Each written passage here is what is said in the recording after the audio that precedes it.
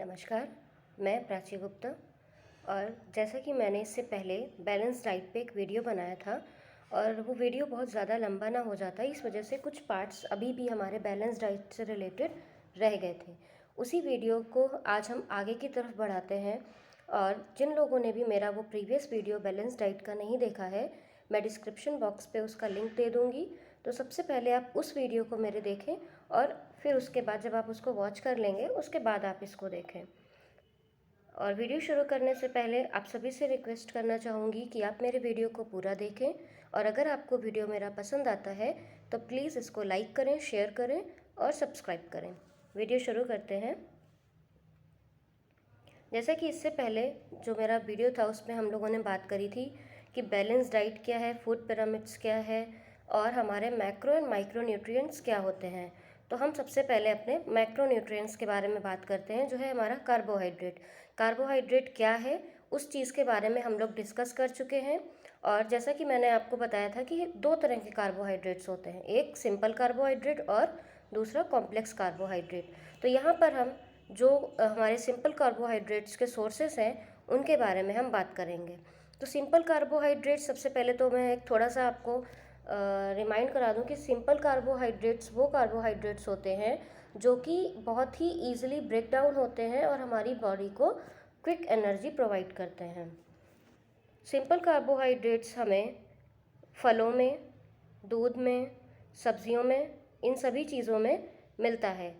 Cake, candy और other जो refined sugar products होते हैं उनमें भी सिंपल शुगर या सिंपल कार्बोहाइड्रेट्स मिलता है, बट वो हमें एनर्जी प्रोवाइड करता है, बट उसमें विटामिन्स, मिनरल्स और फाइबर्स की मात्रा नहीं होती है।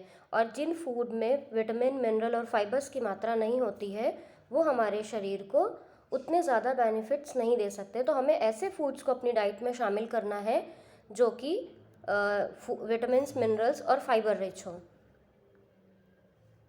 कॉम्प्लेक्स कार्बोहाइड्रेट्स, तो कॉम्प्लेक्स कार्बोहाइड्रेट वो कार्बोहाइड्रेट्स होते हैं जो हमें एनर्जी भी देते हैं, बट उनका ब्रेकिंग डाउन थोड़ा सा स्लो होता है।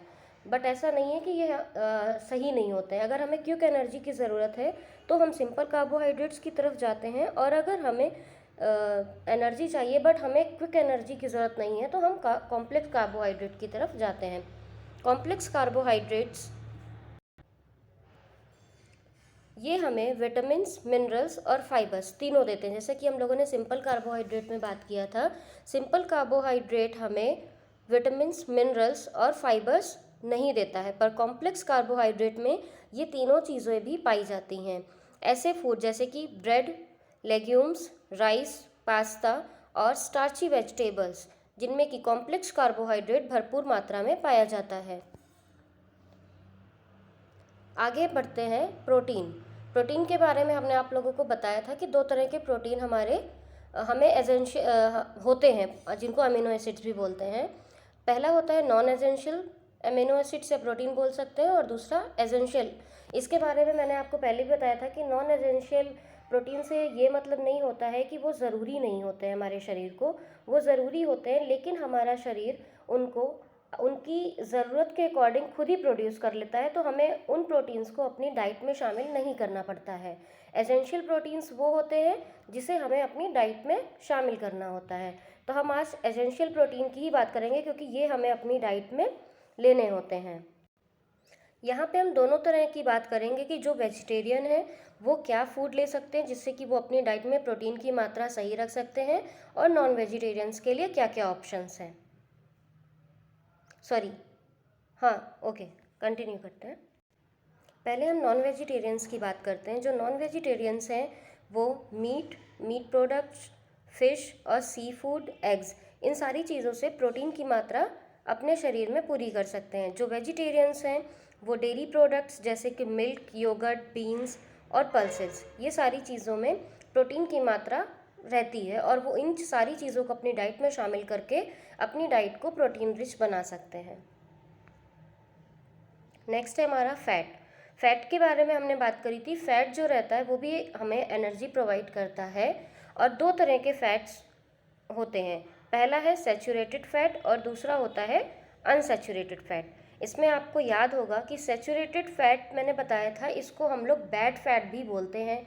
क्यों? क्योंकि ये हमारे शरीर में जाकर जमता है और ये हमारी चर्बी को बढ़ाता है। जैसे आजकल बहुत ही ज़्यादा ये प्रॉब्लम्स देखी जा रही है, लोगों का वेट बहुत ज़्यादा बढ़ता जा रहा है, जिस वजह से बहुत सारी डिजीज़ेस, बहुत सारी बीमारियां हमारे बीच में बढ़ती जा रही हैं। तो हमें उन सब चीज़ों को रोकने के लिए सैचुरेटेड फैट को अपनी डाइट में कम से कम शामिल करना चाहिए। Saturated fat butter, ghee, coconut oil, palm oil, cakes, biscuits, cheese, pastries, cream, ice cream, coconut milk and coconut cream, milk shake और चॉकलेट्स, इनमें भरपूर मात्रा में सैचुरेटेड फैट पाया जाता है। तो मैं ये नहीं कहती कि बहुत सारे लोगों को इनमें से बहुत सारी चीज़ें पसंद होती हैं, आप ले सकते हैं, बट आपको बहुत ही कम क्वांटिटी में इन चीज़ों को लेना है और आपको रेगुलर वेज में ये सारी चीज़ें नहीं खानी है। नेक्स्ट है हमारा अनसैचुरेटेड फैट। अनसैचुरेटेड फैट को हम लोग गुड फैट बोलते हैं, क्योंकि ये हमारी बॉडी में किसी भी तरह की कोई प्रॉब्लम्स को बढ़ाता नहीं है। जैसे कि हम लोगों ने प्रीवियस वीडियो में भी बात करी थी कि अनसैचुरेटेड फैट हमारे हार्ट डिजीज़ेस रिस्क को बहुत कम करता है, वहीं दूसरी तरफ सैचुरेटेड फैट हमारे हार्ट डिजीज़ेस रिस्क को बढ़ाता है। तो हमें उस रिस्क को कम करने के लिए अपनी डाइट में अनसैचुरेटेड फैट को शामिल करना चाहिए। अनसैचुरेटेड फैट जो है वो ऑलिव, पीनट,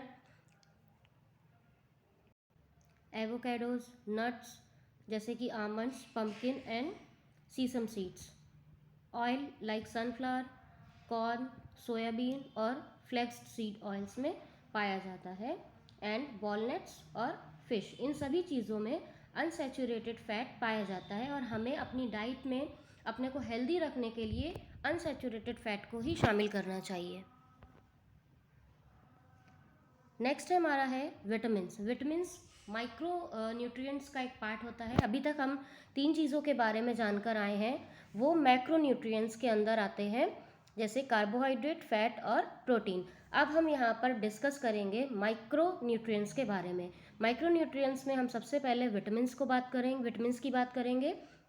और मैंने जैसा बताया था कि विटामिन्स भी 2 तरह के हैं, एक वाटर सोल्यूबल और दूसरा फैट सोल्यूबल। तो यहाँ हम सबसे पहले वाटर सोल्यूबल विटामिन्स की बात करेंगे। यहाँ पर हम उन विटामिन्स के साइंटिफिक नेम, वो किस किस चीज़ों से हमें प्राप्त हो सकते हैं, और अगर हम उनको अपनी डाइट में शामिल नहीं करते हैं तो उनसे होने वाले रोगों के बारे में बात करेंगे। सबसे पहले हमारा है विटामिन B1। विटामिन B1 का साइंटिफिक नेम थियामिन है और ये हमें होल ग्रेन्स, मीट और फिश में प्राप्त होता है। अगर हम B1 की मात्रा अपनी डाइट में शामिल नहीं करते हैं, उससे बेरी नामक डिजीज़ होने का खतरा बढ़ जाता है। Vitamin B2। विटामिन B2 का साइंटिफिक नेम राइबोफ्लेविन है और ये हमें ऑर्गन मीट्स, एग्स और मिल्क में मिलता है। अगर B2 की मात्रा डाइट में नहीं होती है तो जो बच्चे की ग्रोथ है वो रिटार्डेड ग्रोथ होती है और उसकी स्किन में इफ़ेक्ट करता है। विटामिन B3 नियासिन इसका साइंटिफिक नेम है और ये हमें मीट, सालमन मतलब एक फ़िश का नाम है, लीफी वेजिटेबल्स और बीन्स में मिलता है। इसकी कमी से पेलेग्रा रोग होता है। विटामिन B5 पैंथोनिक एसिड, ये हमें ऑर्गन मीट, मशरूम और एवोकाडोस में मिलता है। इससे होने वाले सीलियक डिजीज़ेस और अल्सरेटिव और कोलिटिस नामक रोग की संभावनाएं बढ़ जाती हैं। विटामिन B6 पायरिडॉक्सिन, ये हमें फिश, मिल्क, कैरेट और पोटैटोज़ में मिलता है। इससे होने वाले रोग हैं पेरिफेरल न्यूरोपैथी और कन्फ्यूज़न जैसे रोगों को हम न्योता देते हैं अगर हम अपनी डाइट में विटामिन B6 को शामिल नहीं करते हैं तो। B7 का साइंटिफिक नाम बायोटीन है और ये हमें eggs, almonds, spinach, sweet potatoes में मिलता है। इससे हमारे हेयर की ग्रोथ प्रॉपर नहीं होती है और स्किन की हेल्थ ख़राब होती है। विटामिन B9 फॉलेट, जिसको फॉलिक एसिड भी कहते हैं, ये हमें बीफ, लीवर और स्पिनच जैसे चीज़ों में मिलता है। इससे होने वाला डिजीज़ है न्यूट्रल ट्यूब डिफेक्ट। नेक्स्ट है विटामिन B12, इसका साइंटिफिक नेम कोबालामाइन है। ये हमें क्लैम, फिश और मीट में मिलता है। इससे होने वाला रोग एनीमिया है। विटामिन C, जिसका साइंटिफिक नेम एस्कॉर्बिक एसिड है। ये हमें सिट्रस फ्रूट्स में, बेल पेपर और स्प्राउट्स में मिलता है। इससे होने वाला जो रोग है वो है स्कर्वी। नेक्स्ट हम बात कर रहे हैं फैट सोल्यूबल विटामिन की। फैट सोल्यूबल विटामिन हमारे एडप जो ADE हैं। विटामिन ए का साइंटिफिक नेम रेटिनॉल है, जो हमें dairy products, fish, sweet potato, carrot और स्पिनच में भरपूर मात्रा में मिलता है।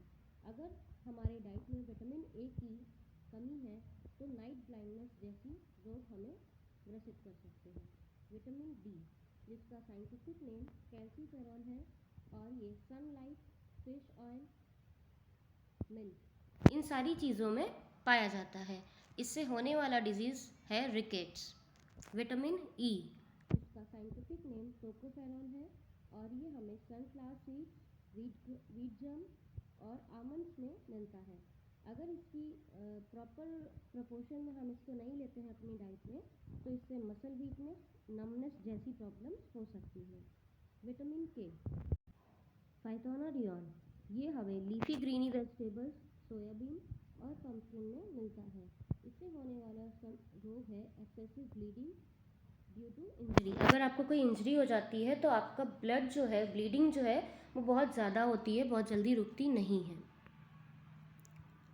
मिनरल्स हमारे माइक्रोन्यूट्रिएंट्स का ही एक हिस्सा है, और हम दो तरह के मिनरल्स के बारे में बात कर चुके हैं, जो होता है मैक्रो मिनरल्स और ट्रेस मिनरल। तो पहले हम लोग मैक्रो मिनरल्स की बात करेंगे। यहाँ हम लोग मिनरल से वो किस चीज़ में प्राप्त होता है और उससे संबंधित रोगों के बारे में बात करेंगे। कैल्शियम हमें मिल्क प्रोडक्ट्स, लीफी वेजिटेबल्स और ब्रोकली जैसी चीज़ों में मिलता है, और अगर इसकी मात्रा सही नहीं रहती है हमारी डाइट में तो इससे बोन्स ब्रिटल होने का डर और एक्सेसिव ब्लीडिंग होने का डर बढ़ता है। फॉस्फोरस, ये सामन और योगर्ट में पाया जाता है। इससे अगर इसकी मात्रा हमारे डाइट में पूरी तरह से ठीक मात्रा में नहीं मिलती है तो हमारे दांतों और हड्डियों में प्रॉब्लम्स आ सकती हैं। मैग्नीशियम का सोर्स है आमंड्स, काजू और ब्लैक बीन्स।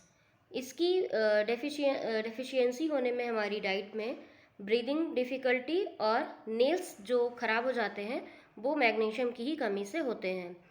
नेक्स्ट है सोडियम हमें सॉल्ट, प्रोसेस्ड फूड और कैंड सूप में मिलता है। इसकी कमी से मसल्स में क्रैम्प्स और एपेटाइट जो है, भूख, उसकी कमी हो जाती है।